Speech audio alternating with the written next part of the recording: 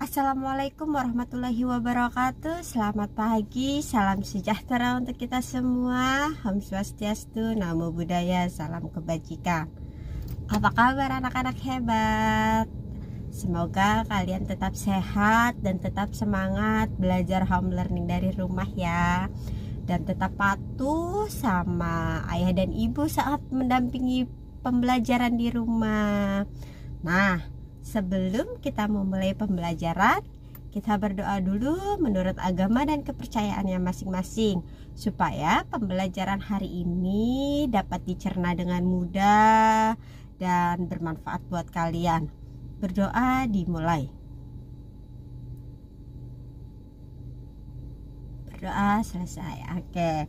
Nah, hari ini kita akan belajar masih dengan tema 1. Berhubung ibu belum punya buku cetak, jadi ibu menggunakan handphone ya, menggunakan ebook yang waktu itu ibu share. Nah, sebelumnya kalian bisa buka dulu. Kita akan melompat ke subtema 4 karena kita akan mengejar materi sebelum penilaian tengah semester yang akan dilaksanakan bulan 9 nanti di pertengahan bulan. Jadi kita akan loncat ke subtema 4, pembelajaran 2. Kalian bisa buka halaman 149. Sebelum dimulai, kalian siapkan dulu bukunya supaya nanti kita belajarnya lebih terarah. Oke, siap? Dibuka dulu yuk. Sudah? Halaman 149 pembelajaran 2. Di situ ada sebuah percakapan atau sebuah diskusi antara Udin, Edo, dan Badu. Nah, kita coba baca dulu ya. Coba lihat, got menjadi bau dan kotor karena banyak sampah, kata Udin. Edo menjawab, wah iya, airnya juga tergenang. Udin menjawab lagi, bagaimana jika hari Minggu kita bergotong royong membersihkan got? Udin memiliki ide bergotong royong membersihkan got. Lalu Badu menjawab, membersihkan got? Aku tidak mau, got kan kotor dan bau, kata Badu. Lalu Edo menjawab, aku kurang setuju, Din. Membersihkan got pekerjaan yang berat. Kita sebagai anak-anak belum bisa melakukannya. Badu menjawab, betul Din, sudah biarkan saja, kata Badu. Udin pun menjawab, tapi got yang tersumbat dapat menyebabkan banjir. Sampah akan menyumbat aliran air sehingga akan meluap ke jalanan.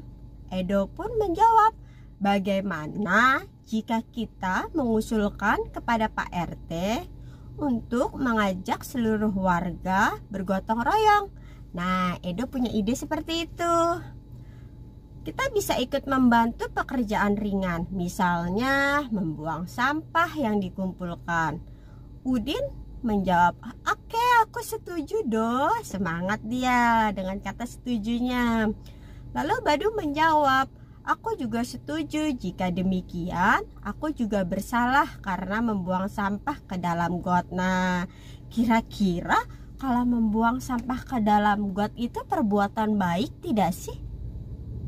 Nah, tidak baik karena dapat menyumbat aliran air, dapat menyebabkan banjir. Got jadi bau dan hitam. Yang masih suka buang sampah sembarangan,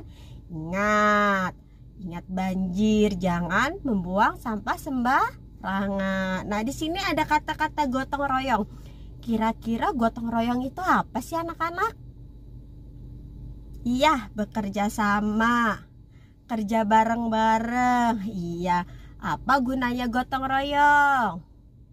Ayo, mempermudah pekerjaan kita, meringankan pekerjaan kita. Kalian pernah bergotong royong tidak? Pernah Bu, waktu kalian piket itu kalian namanya bergotong royong. Sehari ada beberapa teman yang piket. Nah, kalian berbagi tugas. Ada yang menyapu, mengepel, melap meja, atau menghapus papan tulis. Itu namanya gotong royong yang pernah kalian lakukan. Kalau di rumah kalian membantu ibu membersihkan rumah, membantu ayah mencuci mobil atau mencuci motor, membersihkan kebun, itu namanya gotong royong di lingkungan rumah. Udah ngerti ya tentang gotong royong? Nah, tadi ada kalimat penolakan yang diucapkan siapa ya? Edo. Apa ya kalimat penolakannya? Coba dilihat lagi kalimat penolakan yang diucapkan Edo. Aku kurang setuju, Din. Nah, kata-kata kurang setuju itu namanya kalimat penolakan. Ada lagi kalimat penolakan. Aku tidak bisa. Aku tidak setuju. Aku tidak mau. Maaf atau nanti saja ya, Do. Itu kata-kata contoh kalimat penolakan. Misalnya, kalian pernah kan diajak main sama teman kalian? Hari ini kita main yuk. Lalu kamu jawab, enggak aku mau belajar. Atau aku mau tidur siang. Nah, kata-kata enggak atau tidak itu salah satu kalimat penolakan. Nah, ada lagi tadi kalimat persetujuan yang diucapkan sama Udin. Apa ya tadi kata-katanya? Aku setuju, Do. Nah, itu namanya kata-kata kalimat persetujuan. Iya, aku mau. Iya, aku setuju. Oke, saya mau. Gitu, itu salah satu contoh kalimat persetujuan. Nah, kalian bisa membedakan ya mana yang harus kalian tolak, mana yang harus kalian setujui. Kalau dalam berbicara kalian pernah mengucapkan itu kan. Nah, nanti di halaman 150 itu ada 4 soal tentang pertanyaan-pertanyaan tentang percakapan tadi. Kalian kerjakan 1 sampai 4. Selanjutnya kita buka lagi ke halaman 153. Nah, di situ kalian pernah menyebutkan Pancasila ada 5. Sekarang Ibu ingin tahu kalian hafal tidak sih Pancasila sila pertama itu bunyinya apa? Oke, ketuhanan yang Maha Esa. Yang kedua, kemanusiaan yang adil dan beradab. Gotong royong itu termasuk Pancasila sila kedua tidak sih? Iya, gotong royong termasuk Pancasila sila kedua, kemanusiaan yang adil dan beradab. Jadi, dalam bergotong royong, mereka dibagi tugas yang sama, tidak ada yang misalnya satu kerja bakti, yang satu duduk-duduk hanya lihat, itu namanya tidak adil. Tapi kalau dalam gotong royong semua andil dalam bekerja sama. Misalnya membersihkan lingkungan, itu semuanya ada yang nyapu, ada yang mengumpulkan sampah-sampah, ada yang membersihkan got. Itu adil, namanya gotong royong termasuk sila kedua. Nah, nanti di sini kalian menulis tabel warna hijau. Nah, tulislah pengamalan sila pertama dan sila kedua di lingkungan rumah kalian boleh, di lingkungan sekolah boleh, dimanapun yang menurut kalian itu sila pertama dan sila kedua. Masing-masing untuk sila pertama 2 contoh, untuk sila kedua 2 contoh. Jadi 2 sila ada 4 ya, ada 4 contoh ya. Sila pertama 2, sila kedua 2. Oke, paham? Tugas yang pertama tadi 4 soal, tugas yang kedua ada 4 contoh sila pertama dan sila kedua. Oke. Nah, selanjutnya Ibu akan menjelaskan tentang pengurangan matematika. Kita mundur ke pembelajaran 1. Nah, kita mundur ke pembelajaran 1 subtema 4, tema 4 halaman 146. Nah, berhubung Ibu di sini tidak ada pulpen, nanti Ibu akan video cara mengerjakannya. Nanti kalian bisa lihat caranya. Nanti ada tugas juga dari matematika. Wah, tugas kalian banyak, gak apa-apa ya, karena kita kan harus mengejar materi supaya kalian nanti pada saat PTS tidak tertinggal materi pembelajaran. Jadi kita pembelajarannya maju mundur. Siap? Semangat dan tetap sehat, tetap jaga protokol kesehatan 5M-nya, jangan sampai lupa, karena Indonesia masih cukup tinggi. Walaupun sudah banyak yang sembuh, tapi belum semuanya kita mengikuti vaksin atau mengikuti prokes dengan baik. Jadi Ibu sarankan, jika tidak ada kepentingan keluar, Ibu mohon kalian di rumah aja, tetap makan makanan yang bergizi supaya imun kita tetap baik. Sekian dari Ibu. Wassalamualaikum warahmatullahi wabarakatuh. Nah, Ibu udah punya 4 soal, 1, 2, 3, dan 4. Soal pengurangan bilangan bersusun ke bawah. Sekarang kita coba hitung yang pertama ya. 9 dikurang 5. Ini tadi sudah Ibu tulis 4. Nah, 3 dikurang 8 tidak bisa, karena angka 3 lebih kecil dari angka 8. Kita pinjam di angka 2. Kita tulis 1 di sini nih. Kita coret 2-nya karena sudah dipinjam. 3-nya ini jadi 13. 13 dikurang 8. Kita pakai teknik penyimpanan di mulut. Habis 8 berapa? 9, 10, 11, 12, 13. Berarti yang berdiri ada berapa jari? Ada 5 jari. Berarti 13 dikurang 8 sama dengan 5. Kita tulis. Nah, 5. Tadi angka 2-nya tinggal 1. 1 dikurang 1 hasilnya 0. 1 kita kurang 1 hasilnya 0. Kalau 0 di depan tidak perlu ditulis ya anak-anak. Kalau 0-nya di belakang baru kita tulis. Jadi 239 dikurang 185 hasilnya 54. Kita lanjut ke nomor 2. Ada angka 582 dikurang 341. 2 dikurang 1 tinggal 1. Oke. 8 dikurang 4. Habis angka 4 berapa? 5, 6, 7, 8. Nah, yang berdiri ada 4 jari. Berarti 8 dikurang 4 sama dengan 4.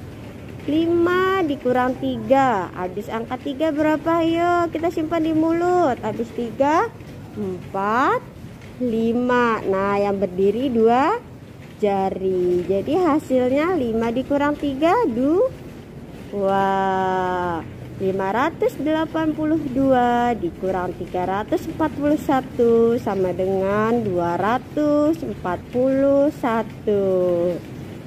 Kita ke contoh nomor 3. 3 dikurang 3, 3 dikurang 3 hasilnya 0. Karena 0-nya di belakang harus kita tulis ya. 4 dikurang 2. Setelah angka 2, angka berapa? 3, 4. Nah, 2 jari yang berdiri. Berarti kita tulis 2. 4 dikurang 1. Setelah angka 1, 2, 3, 4. 3 jari yang berdiri, berarti 4 dikurang 1, 3. Nah, ini hasilnya. 443 dikurang 123 sama dengan 320. Sekarang kita ke contoh nomor 4. Ada bilangan 552 dikurang 338. 2 dikurang 8 bisa tidak? Tidak bisa, kita harus pinjam di angka 5. 5-nya kita coret dulu, karena 5-nya dikurangin 1 tinggal 4. 2-nya ditambahin 1 jadi 12, karena di depannya ini puluhan. Jadi 2-nya jadi 12. 12 dikurang 8 berapa sih? Ya, jari tanganku cuman 10. Kita simpan di mulut 8. Habis 8 berapa? 9, 10, 11, 12. Berarti ada 4 jari yang berdiri. 12 dikurang 8 hasilnya 4. Lalu 4 di atas dikurang 3 berapa ya? Coba hitung pakai tangan. 1. Oke, good job. 5 dikurang 3, 2. Pintar sekali kalian. Jadi 552 dikurang 338 hasilnya 214. Sudah bisa ya pengurangan bersusun. Nanti kita berlatih. Sekarang ibu punya 3 soal. 1, 2, 3. Kalian harus menulis bilangan paling terkecil, susunan bilangan terkecil, dan susunan bilangan terbesar agar menjadi sebuah bilangan ratusan. Contoh yang pertama ada angka 3, 1, 2. Nah, yang pertama soalnya tulis bilangan terkecil. Di antara 3 ini, mana sih yang menurut kalian angka yang paling kecil? 3, 1 atau 2? 1. Kita tulis 1. Selanjutnya setelah 1 kita tulis angka berapa lagi di antara 2 dan 3? 2. Habis itu bilangannya yang terakhir 3. Berarti bilangan terkecil itu 123. Nah, untuk bilangan terbesar kalian tinggal urutin aja dari angka belakang ke depan. Tulis 3, 2, 1. Nah, bilangan terkecil dari angka 123 yaitu 321. Tinggal dibalik ya, kalian tinggal tulis dari belakang ke depan. Selanjutnya ada angka 2, 6, dan 8.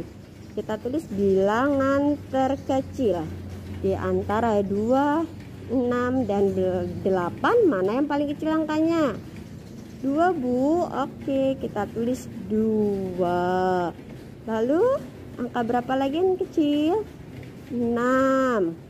Terus 8. Oh, sudah tersusun ya ternyata ya. 268 bilangan terkecil.